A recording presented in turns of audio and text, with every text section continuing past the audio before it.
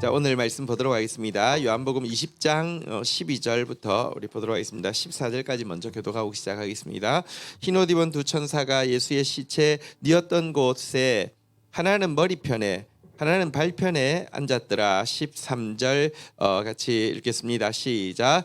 천사들이 이르되 여자여 어찌하여 우느냐 이르되 사람들이 내 주님을 옮겨다가 어디에 두었는지 내가 알지 못함이니이다. 13절 제가 읽겠습니다. 14절. 이 말을 하고 뒤를 돌이켜 예수께서 서신 것을 보았으나 예수신 줄 알지 못하더라. 15절 같이 읽을까요? 시작. 예수께서 이러시되 여자여 어찌하여 울며 누구를 찾느냐 하시니 마리아가 그가 동산직인 줄 알고 이르되 주여 당신이 옮겼거든 어디에 두었는지 내게 이르소서 그리하면 내가 가져가리이다. 자, 12절 한번 보십시오. 막달라 마리아는 예수님의 그 무덤을 떠나지 못했어요. 베드로하고 요한이 와서 보고 갔는데도 못 떠나고 있었더니 다시 천사가 나타났습니다. 근데 이번에는 두 천사가 나타났어요. 그래서 시체 누였던 곳에 하나는 머리편에 하나는 발편에 앉았습니다. 두 번째 천사가 나타난 것이죠. 그리고 이제 그녀에게 12절에 13절 한번 볼까요? 한번 따라하겠습니다. 어찌하여 우느냐. 이렇게 그 말하자 또 그녀는 똑같은 말, 베드로와 요한을 찾아가서 했던 말과 똑같은 말을 하고 있습니다. 한번 따라하겠습니다. 사람들이 내 주님을 옮겨다가 어디에 두었는지 내가 알지 못함이니이다. 제일 처음에 천사가 나타났을 때 그가 여기 계시지 아니하고 그가 말씀하시던 대로 살아나셨느니라 와서 그가 누우셨던 것을 보라 이렇게 이야기했고요. 했는데 지금 두 번째 천사가 나타나도 사람들이 내 주님을 옮겨다가 어디에 뒀는지 알지 못합니다. 이렇게 이야기를 하고 있습니다. 자, 그러자 아마도 14절 한번 띄워놓으시고요. 아마도 이 두 천사가 아마 공통적으로 손을 이렇게 마리아한테 이렇게 뒤쪽을 보라는 듯한 제스처를 취한 것 같아요. 그러니까 뒤를 돌아봤겠죠. 뒤를 돌아봤더니 한 분이 서 계셨습니다. 예수님이셨습니다. 근데도 못 알아봤어요. 그리고는 그분께 똑같은 말을 하고 있습니다. 15절 한번 볼까요? 예수님이 다시 물으셨죠. 한번 따라하겠습니다. 여자여 어찌하여 울며 누구를 찾느냐. 근데 마리아는요, 동산직인가 보다. 이렇게 내가 계속 이렇게 울면서 똑같은 말을 했더니 드디어 책임자가 찾아왔구나. 그래가지고요, 또 묻고 있습니다. 주여, 당신이 옮겼거든 어디에 두었는지 내게 이르소서 그리하면 내가 가져가리이다. 뭘 가져가요? 시체를 가져가겠다고 이렇게 이야기를 하고 있습니다.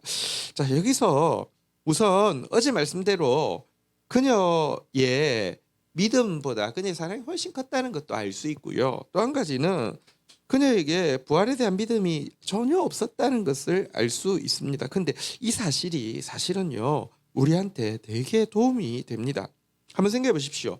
죽은 사람이 그것도 자연사한 게 아니라 여러분 찔러서 피뿐 아니라 물이 나온, 그러니까 의학적으로 완전히 죽은 사람이 쉽게 살아난다고 생각하는 것이 상식적입니까? 아무리 말해도 살아날 수 없어라고 생각하는 게 상식적입니까? 살아날 수 없어라고 생각하는 것이 상식적입니다. 기독교는 상식이 없는 종교가 아니라는 것입니다. 초대 교회를 이루었던 구성원들은 부활이 당연히 일어날 수 있는 일이라고 믿은 사람들이 아니라는 것입니다. 부활은 당연히 믿을 수 있는 사실이라고 그냥 쉽게 받아들이지 않았다는 사실이, 근데 그들이 결국은요, 예수님이 부활했다는 사실을 증거하기 위해서 모두 목숨을 내어놓았잖아요. 그죠? 이게 정말 부활이 실제하는 것에 대한 도리어 정확한 반증이 됩니다. 한번 보십시오. 이야기할 때도 못 믿었을 뿐만 아니라 막달라 마리아뿐 아니라 이후에 제자들에게도 예수님 여러 번 나타나셨는데 못 믿었단 말이에요. 도마 같은 사람 보십시오. 못 믿었단 말이에요. 이게요, 거꾸로 정말 부활이 실제한 사실이구나라는 사실을 보여준다는 면도 있습니다. 자, 그런데 이렇게 못 믿는 그에게 예수님이 여자여 어찌하여 울고 울며 누구를 찾느냐 이렇게 이야기하실 뿐만 아니라 한마디 더 하셨는데요. 이 한마디로 게임이 끝이 났습니다. 16절 한번 볼까요? 같이 한번 읽도록 하겠습니다. 읽겠습니다. 시작. 예수께서 마리아야 하시거늘 마리아가 돌이켜 히브리 말로 라보니 하니 이는 선생님이라는 말이라. 자, 그런데요. 그 예수님이 동산지기인 줄로 지금 오해받고 있는 예수님이 한번 따라하겠습니다. 마리아야. 자기 이름을 알았습니다. 그런데 이 말을 듣자 여러분 그녀가 무엇이라고 했냐면 랍오니 이 말은 랍비에다가 그 나를 붙인 그러니까 나의 선생님입니까? 이런 질문입니다. 나의 선생님입니까? 이렇게 이야기를 하고 있는데요. 마리아야 내 이름 아시는 주님 앞에서 그제서야 내 이름 부르는 저분의 음성이 예수님의 음성인지 깨닫고 나의 선생님 하면서 다시 보게 된 것입니다. 아니 사실은 이제 천사들이 이렇게 그러니까 다 답을 아는 듯이 이렇게 뒤보라고 이렇게 해서 뒤봤어요. 근데 몰랐어요. 근데 마리아야 내 이름 부르는 주님 음성을 다시 보고는 나의 선생님 이렇게 고백을 하게 되고요. 이 짧은 대화를 통해서 더 이상 이제 그녀에게는 확인이 필요 없게 되어버렸습니다. 이 말 한마디가 부활하신 예수님에 대해서 더 이상 의심하지 않는 확신을 주고 있었는데요. 이것은 사실 다시 생각해보면 여러 가지 영적인 진리들을 우리에게 알려줍니다. 첫 번째는요. 우선 보십시오. 천사가 한 번 왔고요. 천사가 다시 두 번째 왔고요. 또 그들에게 두 번 다 예수님이 여기 계시지 않는다 부활 이야기를 해주실 뿐만 아니라 갈릴리 가서 만난다 이렇게 이야기해 주셨는데도 그 자리를 못 떠나자 예수님이 직접 오셨잖아요. 그죠? 여러분 알아야 됩니다. 한번 따라하겠습니다. 나를 사랑하는 자들이 나의 사랑을 입으며 나를 간절히 찾는 자가 나를 만날 것이니라. 사랑만큼 쌍방적인 것이 없습니다. 물론 주님의 사랑은 대단히 일방적인 게 있습니다. 우리가 주님 사랑하기 전부터 우리를 위해서 목숨을 걸었어요.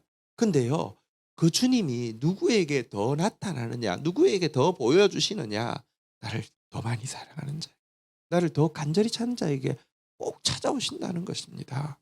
어쨌든 이름으로 그를 찾아와서 여인들이 아까 4명이 같이 왔었는데요. 이름으로 그를 찾아와서 직접 만나주신 분은 막달라 마리아였습니다. 우리가 주님 더 많이 사랑하고 더 간절히 찾는 막달라 마리아 같은 사람 되기를 주의 이름으로 축원드립니다. 두 번째는요. 이 짧은 대화 그녀의 모든 의심을 사라지게 한 더 이상 이제 확인이 필요 없는 온전한 믿음을 준 이 짧은 대화가 알려주는 것은요.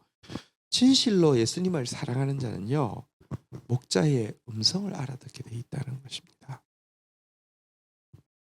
예수님이 그녀의 이름을 안 것도 안 것이지만 그녀도 예수님의 음성을 정확하게 알아들었다는 것입니다. 요한복음 10장 27절에 보면요. 예수님과 참된 목자이신 예수님과 우리와의 관계에 대해서 이야기하고 있습니다. 한번 따라하겠습니다. 내 양은 내 음성을 들으며 나는 그들을 알며 그들은 나를 따르느니라. 막달라 마리아는 예수님 음성 알아들었습니다. 예수님은 또 그녀가 누군지 알았습니다. 그리고 그 음성 듣자 예수님 남은 생에 영원토록 예수님 따라가는 자가 되었잖아요. 그래서 주님의 음성을 듣는 거, 알아들을 수 있는 거, 이게 주님 사랑하는 증거다라고 이야기하고 있는 것입니다. 세 번째는요. 이 이야기는 초대교회에 있어서 아까처럼 초대교회는 상식이 없는 교회가 아니었습니다. 예수님 부활한다고 했으니까 당연히 부활했지. 천사가 이야기했으니까 당연히 예수님은 여기 안 계시고 부활하셨지. 아니요. 그런 교회 아니었는데 믿을 수 없는 예수님의 부활을 믿게 된 것이 단지 예수에게 일어났던 단회적인 사건에 대해서 믿는 그 믿음을 뛰어넘는 것임도 알 수 있습니다. 왜냐고 하면 지금 이 대화를 통해서 마리아는요 진짜 부활해 버렸어요. 이 대화를 듣기 전에 마리아와 들은 이후의 마리아는 다른 마리아예요. 완전히 부활해 버렸어요. 다시 말하면 그들에게 있어서 예수 부활 사건은 예수에게만 일어난 단회적인 사건이 아니었다는 것입니다. 여러분, 그 예수님이 그 십자가 지시기 전에 중요한 진리를 이야기하셨죠. 요한복음 11장 25절부터 보면 이렇게 말씀하셨습니다. 우리가 부활절에 제일 많이 쓰는 구절이기도 하죠. 25절 제가 읽고 26절 여러분 읽습니다. 예수께서 이르시되 나는 부활이요 생명이니 나를 믿는 자는 죽어도 살겠고, 26절 읽겠습니다. 시작. 무릇 살아서 나를 믿는 자는 영원히 죽지 아니하리니 이것을 내가 믿느냐. 한번 물어보겠습니다. 이것을 여러분이 믿습니까? 근데 이게 무슨 말인지 사실 한번 되돌아보십시오. 이 말을 제일 처음에 했던 마리아는 베다니 마리아인데 못 믿었어요. 근데 뭐 당연히 막달라 마리아도 못 믿었겠죠. 근데 이후로는 정말 믿게 되었어요. 이게 무슨 말입니까? 보십시오. 나는 부활이요 생명이니 그랬는데요. 요한복음 시작하자마자 25절 한번 띄워놓으시고요. 요한복음은 시작하자마자 예수님을 말씀이라고 이야기했잖아요. 그죠? 태초에 말씀이 계시니라라고 시작했어요. 한번 따라하겠습니다. 말씀은 부활이요 생명이니. 나를 믿는다고 했는데요. 여러분, 말씀을 믿는다고 했는데 말씀을 믿는다는 게 무엇입니까? 믿음은 들음에서 난다고 그랬잖아요. 그죠? 한번 따라하겠습니다. 그리스도의 말씀이 들리는 자는 죽어도 살겠고. 보십시오. 막달라 마리아 거의 죽었어요. 지금 그 제정신이 아니잖아요. 그죠? 시체 어디 있어요? 어디 있어요? 베드로한테 가서 이야기하고, 두 번째 천사한테 이야기하고, 세 번째 예수님한테도 시체 어디 있어요? 나 시체 좀 가져가게 해주세요. 거의 실성한 사람이에요. 죽었어요. 그런데요, 그리스도의 말씀이 들리는 자는 죽어도 살겠고 완전히 살아났어요. 26절 한번 볼까요? 무릇 살아서 나를 믿는 자는 이렇게 이야기했는데요. 여러분, 성경에는요 죽은 믿음도 있고 진짜 살아있는 믿음도 있다고 했는데요. 살아있는 믿음이 무엇이라고 이야기합니까? 말씀을 행하는 자라고 했잖아요. 그죠? 한번 따라하겠습니다. 그리스도의 말씀을 행하는 자는 영원히 죽지 아니하리니 이것을 내가 믿느냐. 그러니까 초대교회가요 부활에 대해서, 예수 부활에 대해서 가지고 있는 믿음을 달리 표현하면요 이런 것입니다. 말씀은 부활이요 생명입니다. 아멘. 말씀이 들리는 자는 죽어도 삽니다. 아멘. 말씀을 행하는 자는 영원히 죽지 아니합니다. 아멘. 한번 따라했습니다. 이것을 내가 믿습니다. 이게 초대교회의 믿음이었습니다. 한번 생각해 보십시오. 진짜 지금도 마찬가지입니다. 그리스도의 말씀이 들리는 자는요 현실은 죽은 것 같고 나 자신은 죽은 것 같고 상황은 죽은 것 같지만 살아난다니까요. 이걸 계속 경험하면서 아 정말 말씀이 부활이고 생명이구나, 나 이건 믿습니다, 이렇게 되는 것이고요. 말씀을 행하는 자는요 지금 아무런 희망이 보이지 않지만 말씀이 들려서 말씀을 행하면요 그 별것 아닌 것 같은데요 그거는 죽지 않고 역사하는 것을 경험하기 때문에 또 말씀을 행할 수 있고 또 말씀을 행할 수 있는 것입니다. 이게 초대교회의 믿음이고 이게 진짜 부활 믿음이라는 것입니다. 또 한 가지는요 초대교회 성도들이 가지고 있는 부활체에 대한, 그러니까 부활한 몸에 대한 믿음도 이 이야기를 통해서 알 수 있습니다. 왜 막달라 마리아가 진짜 처음 봤잖아요. 그죠?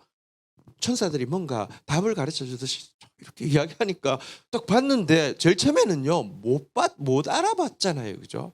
예수님인데 왜 못 알아봤다가 지금은 알아보게 되었을까요? 이게요 초대교회 성도들이 부활체에 대해서 가지고 있는 사실은 그 인식을 정확하게 보여줍니다. 우리는 부활을 믿는다고 이야기할 때요 우리 사도신경에서 무엇을 믿는다고 이야기합니까? 한번 따라하겠습니다. 몸이 부활하는 몸의 부활을 믿사오며, 그 몸의 부활, 예수님도 몸으로 부활했다는 것을 믿습니다. 예수님이 몸으로 부활한 걸 부정하면 이단이라고 이야기합니다. 신앙 고백에서도 우리는 몸으로 부활한다고 믿습니다. 계속 고백합니다. 여러분, 영이 부활해서 둥둥 떠다니는 게 천국 아니에요. 몸이 부활해요. 그러면 몸의 부활을 믿기 때문에 우리가 부활을 몸에 대해서 알고 있어야 되는데요. 초대교회는 알고 있었어요. 바울도요 몸의 부활에 대해서 이렇게 가르치고 있어요. 죽은 자들이 어떻게 다시 살아날 수 있느냐라고 불신하는 신자들도 있을 수 있고요. 혹은 믿기는 믿는데 부활한 육체가 어떤 모습을 입느냐라고 궁금해하는 신자들도 많았어요. 이들을 향해서 아주 정확하게 가르치고 있습니다. 부활한 몸과 부활하기 전에 몸을요. 한번 따라하겠습니다. 부활 전의 몸은요. 한번 따라하겠습니다. 씨앗. 부활한 몸은요. 한번 따라하겠습니다. 저기 한번 따라하겠습니다. 꽃, 곡식. 한번 보십시오. 씨앗 하나를 보십시오. 한번 옆 사람은 인사하겠습니다. 당신은 지금은 씨앗입니다. 시작. 여러분 씨앗 중에 너무 이뻐가지고 이 씨앗은 너무 이뻐. 씨앗 보고 막 감동하는 사람이 있으면 씨앗은요 별거 아니에요. 작고 초라해요. 근데요 이게요 같은 씨앗인데요 그게 꽃이 피면요 진짜 아름다워요. 저는 요즘 이제 그 계단으로 올라갈 때마다 우리 교회 하단에요. 겨울에는 완전 뭐 흙밖에 없잖아요, 그죠? 아무것도 없잖아요. 지금 가보세요, 꽉 채워져 있어. 그리고 막 꽃들이 지금 다 폈어요. 여러분, 지금 몸은 씨앗이라며 부활한 몸은 꽃이고요. 그 꽃에서 씨앗 한 개에는 열매 한 개 맺힙니까? 곡식 한 개 맺힙니까? 아니요. 헤아릴 수 없이 곡식 맺히는 것과 같다라고 이야기합니다. 고린도전서 15장 36절 어리석은 자여 내가 뿌리는 씨가 죽지 않으면 살아나지 못하겠고라고 이야기하면서 일단 부활은 내 몸이 씨앗 같은 내 몸이 죽어야지 시작된다라고 이야기하고 나서는요. 자, 그런데 부활한 몸은요. 씨앗이 아니라 꽃이고 곡식이라고 그랬잖아요. 그죠? 37절부터 한번 볼까요? 교독하겠습니다. 또 내가 뿌리는 것은 장래 형체를 뿌리는 것이 아니요 다만 밀이나 다른 것의 알갱이 뿐이로되 38절 한번 읽도록 하겠습니다. 시작. 하나님이 그 뜻대로 그에게 형체를 주시되 각 종자에게 형체를 주시느니라. 그러니까 여러분 백합이면 백합으로 피어나는 거예요. 근데요 대신에 이 땅에서도요 사람과 사람이 다르게 생겼고요. 강아지라도 같은 강아지가 아니에요. 우리 금동이 다리도 길고요. 잘생겼어요. 이게 약간 푸들들이 많지만 조금 다르다고요. 어쩔 수 없잖아요. 그죠? 그러니까 그런 것처럼 아니 하늘에도 보면요. 해, 달, 별이 있는데 별은 똑같으냐? 아니요. 다 다르게 생긴 것처럼 부활체의 형상도 영광도 또 다를 것이라고 이야기합니다. 39절부터 한번 교독해 볼까요? 육체는 다 같은 육체가 아니니 하나는 사람의 육체요 하나는 짐승의 육체요 하나는 새의 육체요 하나는 물고기의 육체라. 40절 읽어볼까요? 시작. 하늘에 속한 형체도 있고 땅에 속한 형체도 있으나 하늘에 속한 것의 영광이 따로 있고 땅에 속한 것의 영광이 따로 있으니 그 다음 절 41절 한번 읽겠습니다. 시작. 해의 영광이 다르고 달의 영광이 다르며 별의 영광도 다른데 별과 별의 영광도 다르니라. 여러분 기억해야 됩니다. 천국에서 우리의 가치는 평등할 것입니다. 우리는 모두 주님께 사랑받고 있는 하나님의 자녀라는 점에서 평등할 것입니다. 하지만 영광에 있어서는 불공평할 것입니다. 여러분 별들이 다 같은 크기가 아니고요. 밝기도 다 다릅니다. 영광에 있어서는 불공평할 것입니다. 이것을 뭐라고 하냐면요. 공평이라고 합니다. 평등은 똑같은 것이고요. 공평은요. 여러분 보십시오. 키가 이렇게 다른데 줄을 설 때 여기 앞에 이제 이게 이 뭐랄까요? 그 울타리가 있는데 똑같은 크기의 박스를 주면은 그거는 여러분 평등하긴 하죠. 근데 공평한 게 아닙니다. 키가 작은 사람은 박스 줘도 못 보잖아요. 그죠?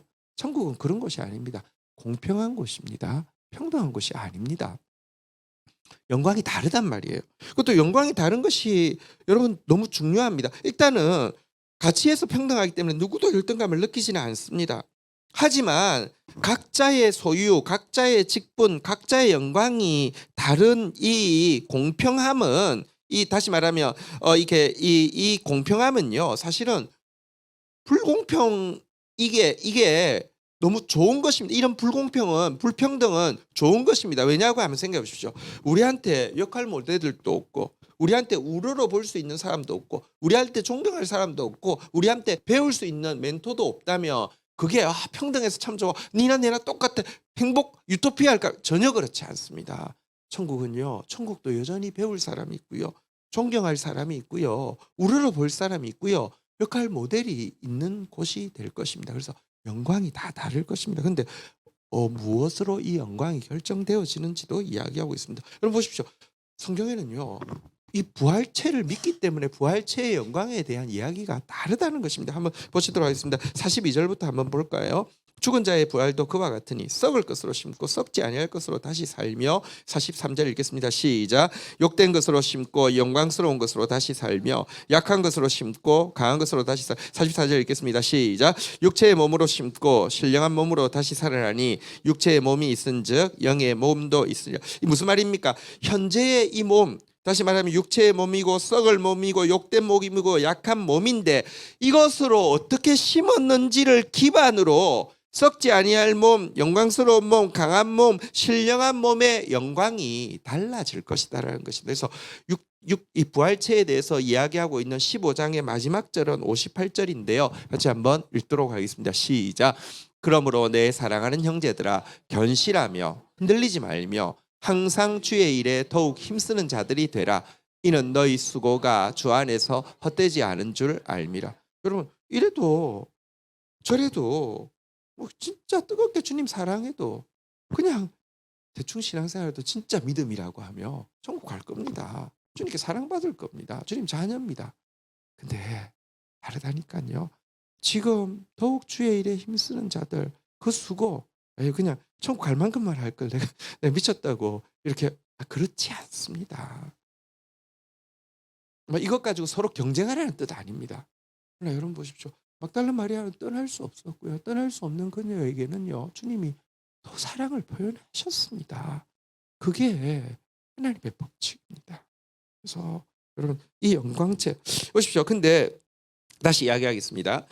그러면 예수님이 지금 마르다가 봤는데 예수님 아닌데 다시 보고는 아니어도 예수님이라고 여겨주고 그런 것입니까?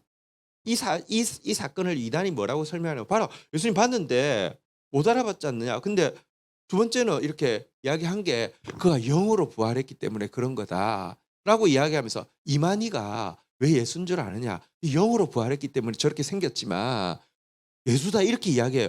그게 아니에요. 제일 처음에 못 알아봤다가 알아본 것은요. 씨앗만 봤다가 꽃을 몰라서 그런데 여러분 백합화 씨앗과 백합화 꽃은 DNA가 똑같은 것입니다. 몰라봤다가 알아본 게 다른 걸 이만희를 예수로 이야기하게 되는 믿음이 생겼다는 게 아니라 똑같은 것이에요. 되게 중요한 이야기입니다. 예수 보십시오. 다윗을요. 사울이 몰랐어요. 알았어요. 자기 앞에서 악기 치는 사람이었어요. 골리앗이 막 나와서 위협할 때 아무도 나가지 않을 때 다윗이 나와서 저 보내주세요. 그래서 갑옷도 줘보고요. 입어봤는데 너무 커서 벗기도 하고 알았어요. 근데 다윗이 골리앗 딱 죽이고 하니까 사울이 뭐라고 하는지 아세요? 쟤 누구야? 쟤 누구야? 여러분 지금까지 생각했던 그냥 몸좀 중에 하나 철없는 애 중에 하나가 아니라 골리앗 죽이는 그 영광을 보고는 쟤 누구야라고 묻고 넌 모르겠어. 쟤 누구야? 이렇게 이야기합니다. 그렇다고 그 앞에 온 다윗이 아니었어요. 다윗이 맞아요. 우리도 마찬가지입니다. 천국 가면요. 제일 처음에 서로 못 알아볼 거예요. 한번 옆 사람 인사하겠습니다. 누구세요? 근데 나중에 알아볼 거예요. 왜냐고 하면 진짜 같은 사람인데 그 영광이 정말 예수 그리스도께서 이렇게 백합화처럼 피어날 그 영광을 모른다는 것이지 그 같은 사람이라는 거예요. 어쨌든 그렇기 때문에 지금 여러분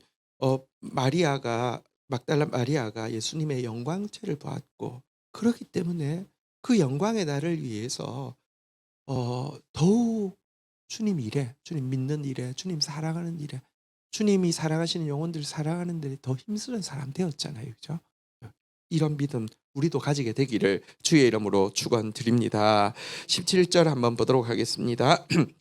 같이 읽겠습니다. 시작. 예수께서 이러시되 나를 붙들지 말라. 내가 아직 아버지께로 올라가지 아니하였노라. 너는 내 형제들에게 가서 이러기를 내가 내 아버지 곧 너희 아버지 내 하나님 곧 너희 하나님에게로 올라간다 하라 하시니라.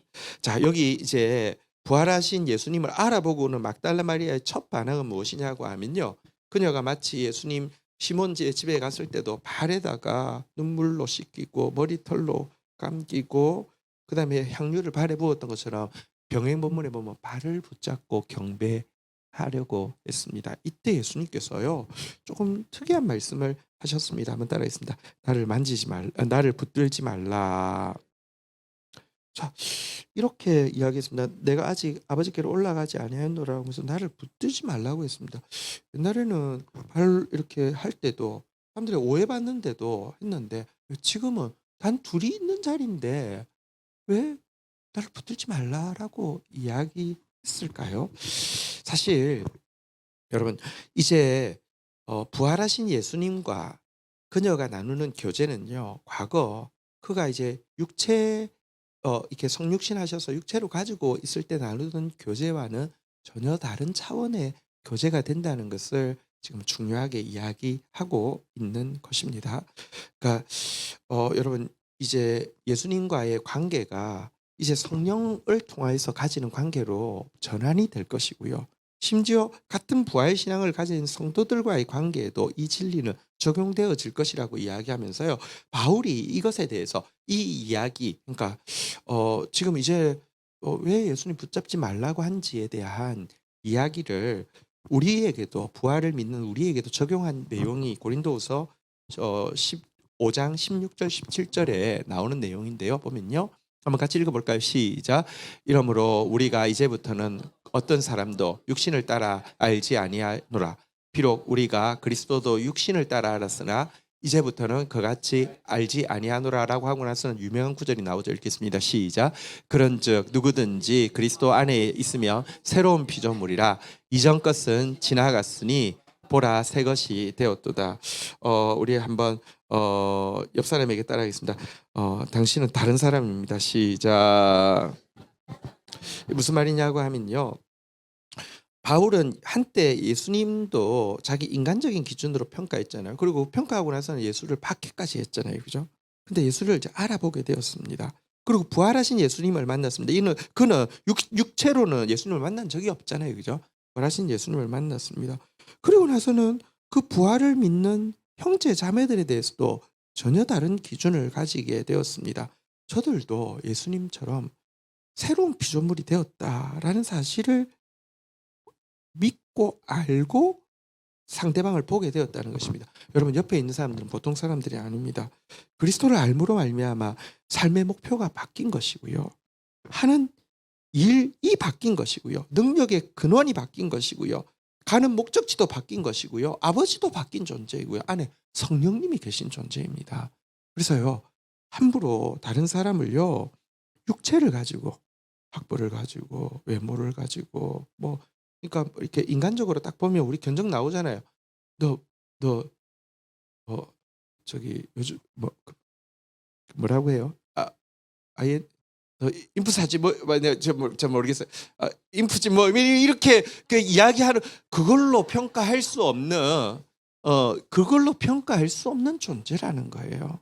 그러니까 우리 성령 안에서 성령을 가진 사람을 성령 안에서 교제하는 것은 다른 교제라는 거예요. 그러니까 여러분 이런 이제 교제가 시작되어진다는 것입니다.